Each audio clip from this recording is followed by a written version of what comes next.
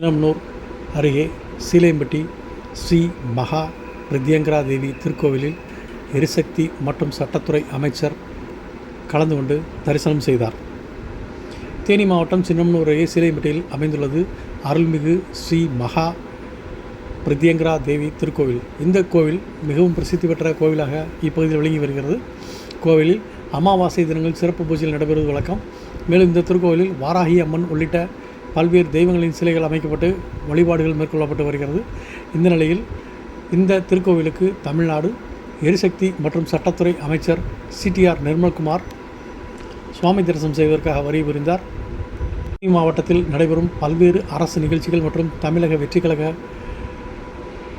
கழகத்தின் சார்பில் நடைபெற உள்ள நிகழ்ச்சிகளில் பங்கேற்பதற்காக தேனி மாவட்ட பொறுப்பு அமைச்சராக உள்ள எரிசக்தி மற்றும் சட்டத்துறை அமைச்சர் சிடிஆர் நிர்மல்குமார் தேனி மாவட்டத்துக்கு வருகை புரிந்தார். அப்போது சீலைப்பட்டியில் உள்ள வாராகி அம்மன் மற்றும் பரிவார தெய்வங்களையும் வணங்கிவிட்டு பிரத்யங்கரா தேவி கோவிலுக்கு வந்து அம்மனை மன உருகி தரிசித்தார். இந்த நிகழ்ச்சிக்கு அமைச்சருடன் கம்பம் சட்டமன்ற உறுப்பினர் ஜனாத் மிஸ்ரா, ஈழம் சட்டமன்ற உறுப்பினர் சபரி ஐங்கரன் மற்றும் தமிழக வெற்றி கழகத்தைச் சேர்ந்த மாவட்ட செயலாளர்கள் உள்ளிட்ட ஏராளமானோர் வருகை புரிந்திருந்தனர்.